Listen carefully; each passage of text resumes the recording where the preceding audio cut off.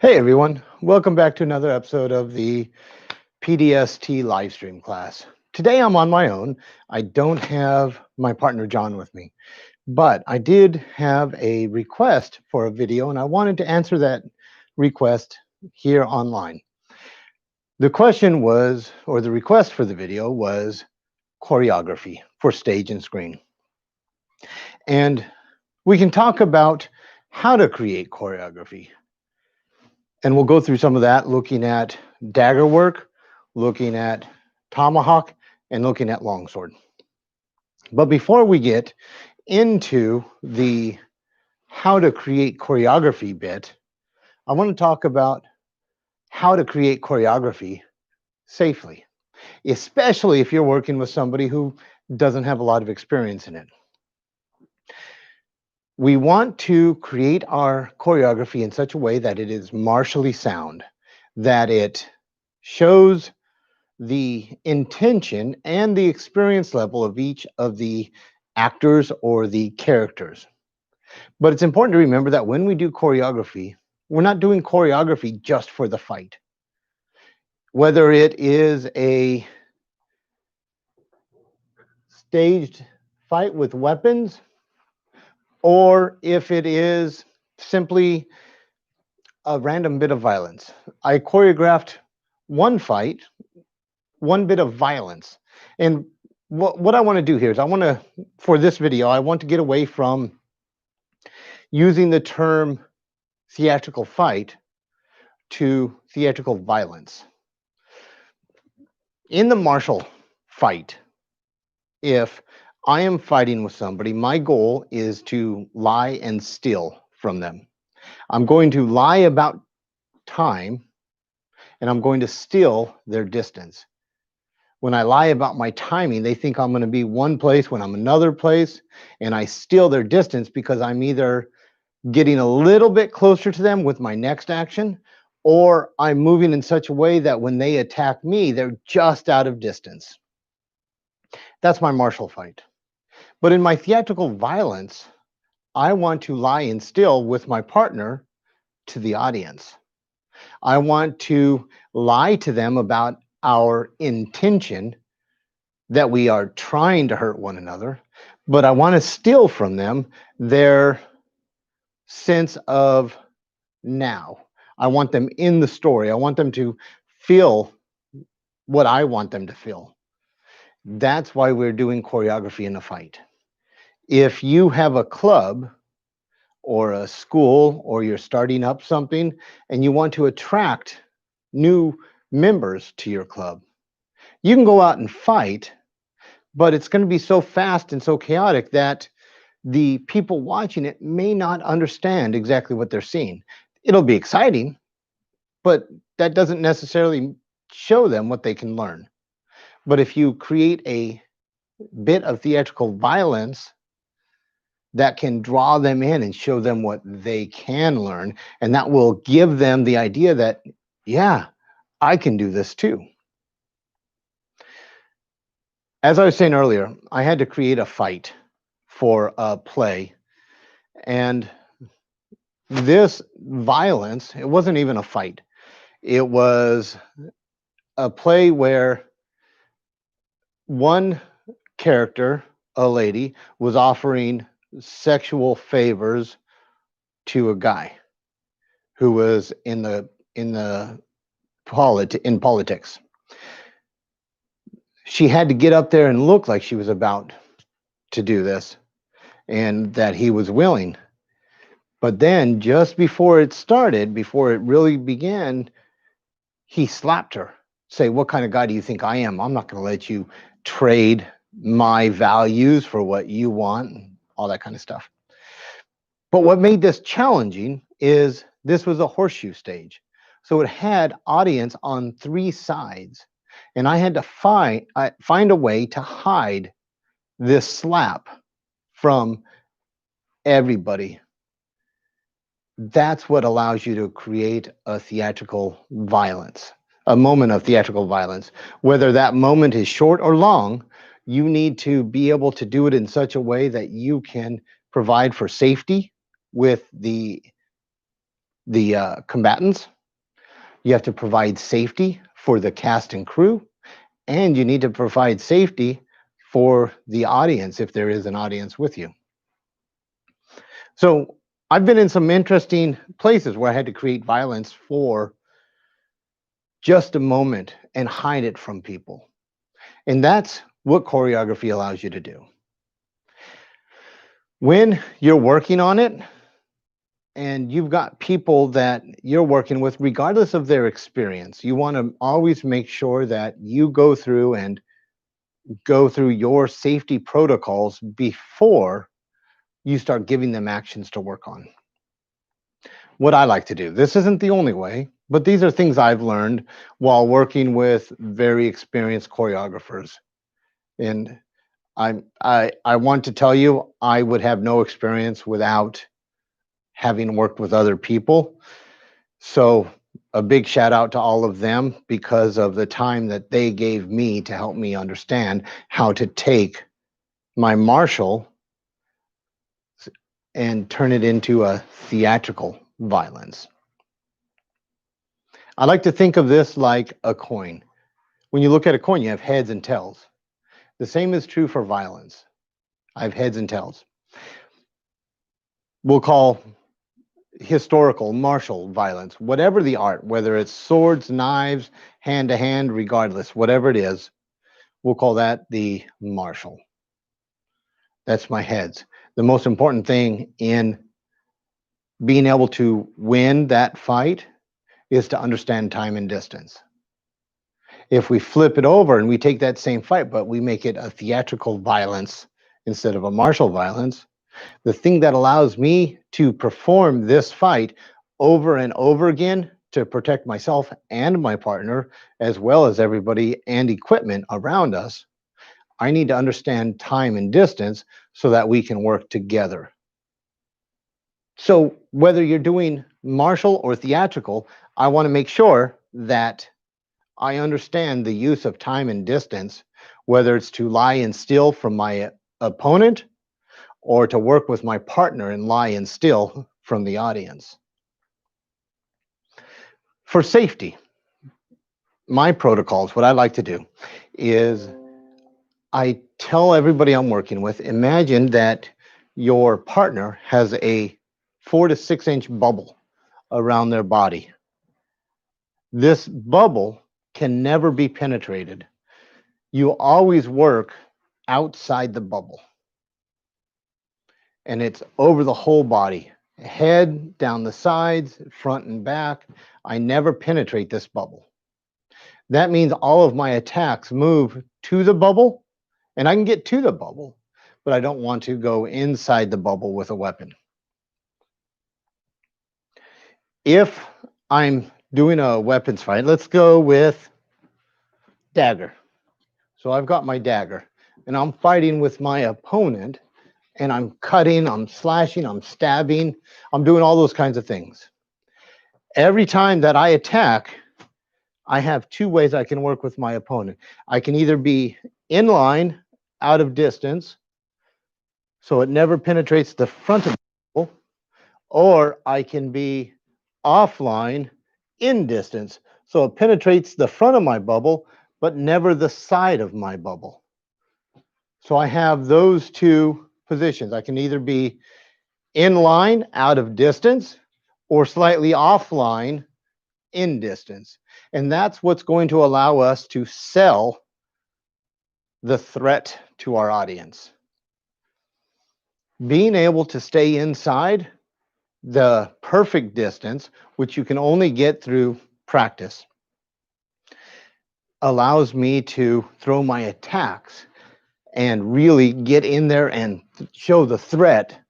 So as I'm fighting with them, they know that they're safe, but they can react to those threats. When we're working in those distances, either in line, out of distance, or offline, in distance, it's up to me to create some of that. but my partner's reaction is what creates the other half of that.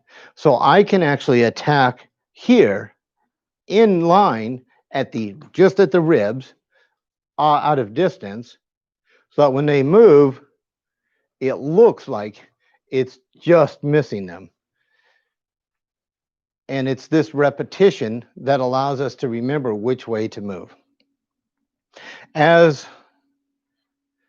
one of my friends and a gentleman that I study with says, put your hand behind your weapon and put your body behind your hand. So every time I'm defending, I'm behind that, regardless of where I'm at.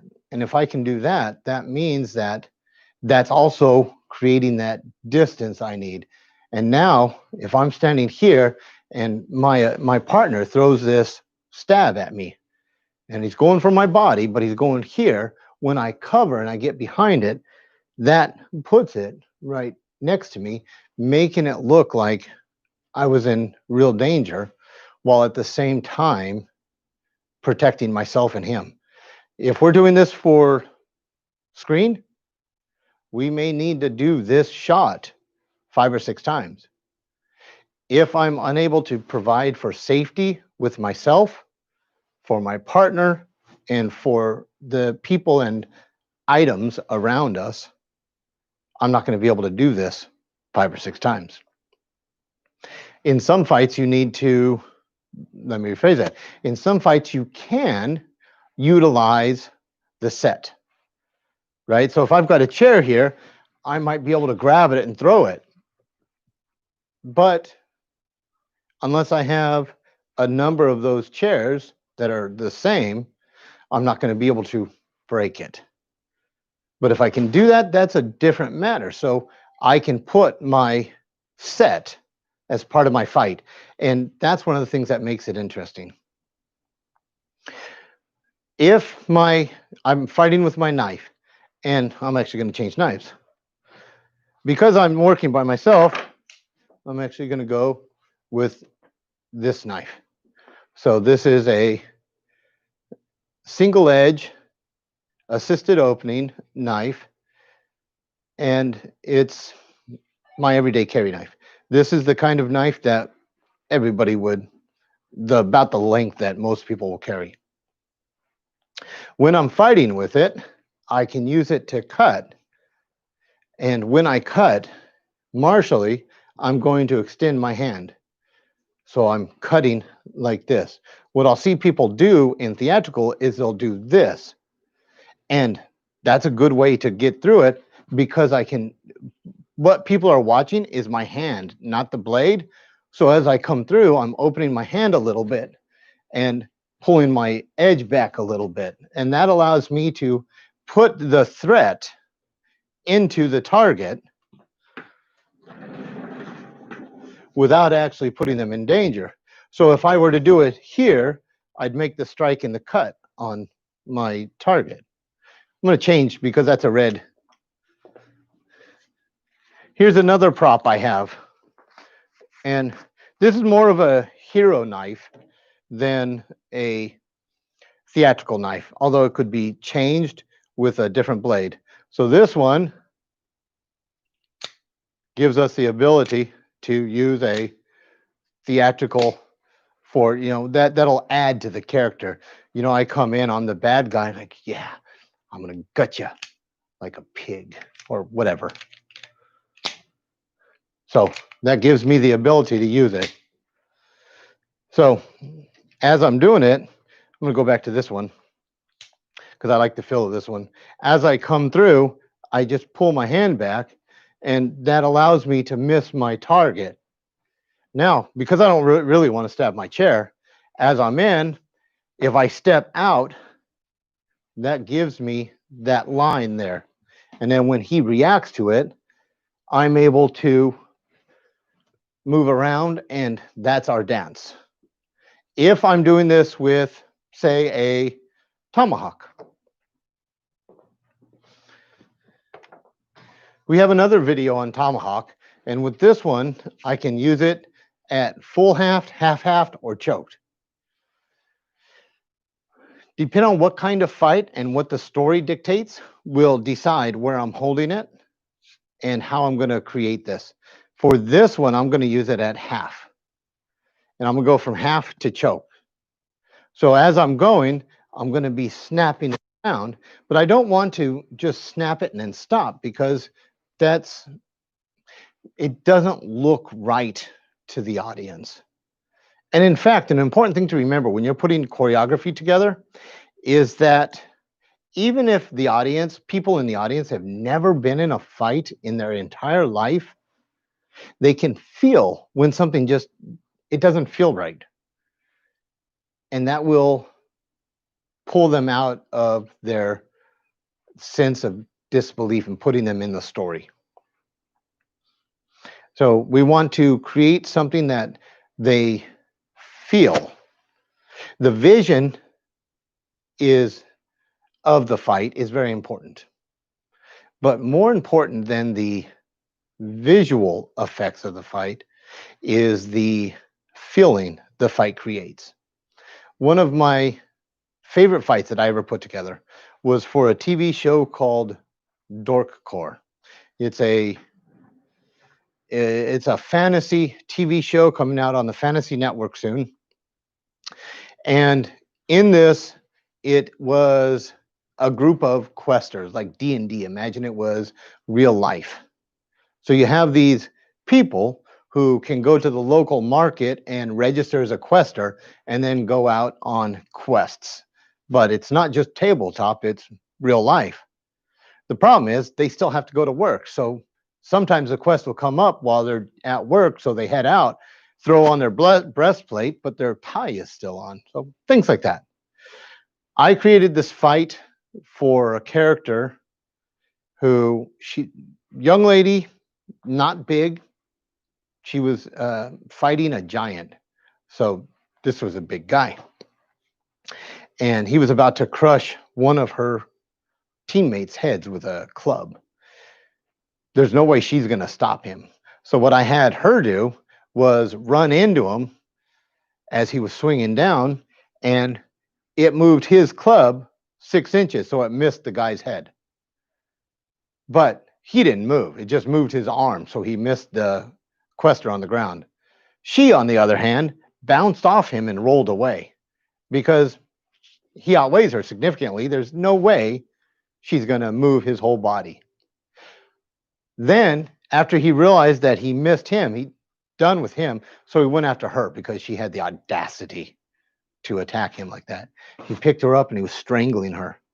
And there's a whole skill to creating a strangulation that, depending on how the film is set up, whether you're using the terrain, the set, or Apple boxes, you can play with it. But I had this big guy strangling this young lady, and there's no way she's going to break his grip. The whole idea of beating down on his elbows to release her, never going to happen. So I wanted to create a feeling, and it's a feeling that everybody can understand. And as he was strangling her, she's trying to break free, can't. So she reaches up to him into his armpit, grabs a handful of armpit hair, and rips that out. And every time I tell that to somebody, they go, ah. And that's exactly why I put that in there.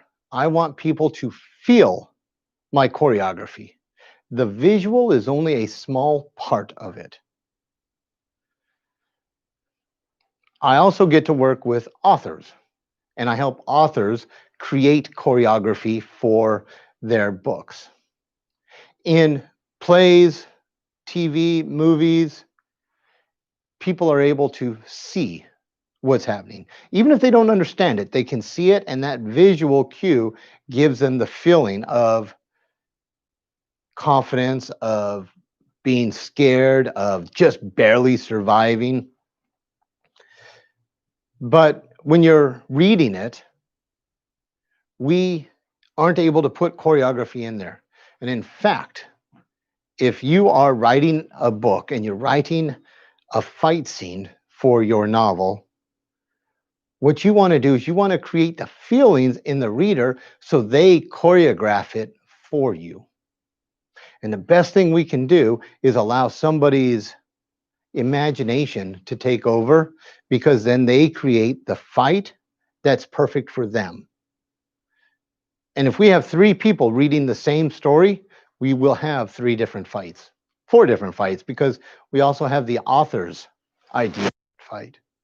But if you try to put in a blow by blow like you would on stage or screen, it's going to bog down the story and it's going to remove them from that story. So instead, what we want to do is create the feeling that they choreograph. The best thing you can do in any choreography, whether it's visual or you've read it, is that we allow them to feel the anxiety of each of the combatants, the fear, the worry, the excitement. There's some characters that are just, I want to get into this fight. And that's important to understand, that I want my audience, whatever the medium, to be able to watch a fight and understand that character. Because you cannot understand another person as well as you do if you fight them. That's, you can't get any closer to another person because you understand and find their true self with that. And when you create choreography, you are bringing the audience in so they get an understanding of the true self of each of the characters, which is a whole nother thing that a friend of mine, Kyle Rowling, has created a system called Lie. And that's a whole acting system for creating this feeling within the audience. What's important to remember is when you're creating the choreography, you are lying to the audience. If I'm fighting you, I'm not real in choreography, even in a modern day sword fight, knife fight at a school or a club. I'm not trying to kill you. I'm not trying to maim you for life. So if my character hates your guts, it's important to remember that that's only my character. That's not me. So when I create the choreography and someone performs that choreography that I created, I want them to create the feelings in the audience to support that fight and that character, not necessarily to feel those feelings. And it's an important distinction to see the difference between those. With this, I'm going to close up. This is a little bit of how I create choreography, why I do it the way I do it, and understand that as you're creating it, things are going to change.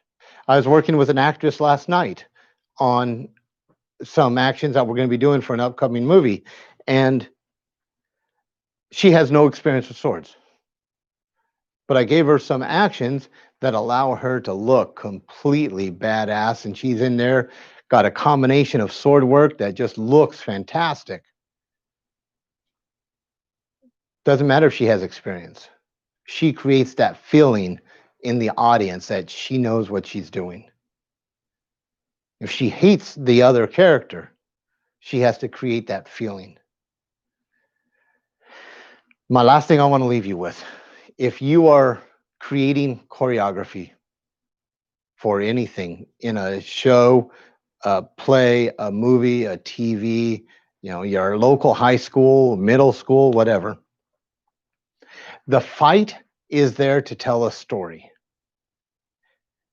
If the fight is not forwarding, let me rephrase that. If the violence is not forwarding the storyline or the character development, that fight is not only a waste, it's a hindrance to the entire production. Fight is just physical conversation. If I have one character who is a complete jerk, he's probably not going to be caring in any kind of confrontation. If I have a character who is timid, he's probably not going to be gung-ho unless there's something in the story that that puts out that storyline. So with that, I want to thank you for joining me today. If you know people who are creating or looking to help out in local plays or anything, please show them this video. If you liked what you saw, please hit the subscribe button below. Hit the notification button. We have lots of other videos that come out. There are videos on how to use different weapons. There are videos on theory. So there's a lot of things on this. We also have some fantastic interviews with some of the experts in their fields in choreography, Anthony DeLongis, Kyle Rowling. We have producers of equipment, Trinity Whips, Blake Brunning. We have Scott Wilson from Darkwood Armory. So we have a lot of wonderful videos. Thanks for watching. Have a wonderful day and stay safe.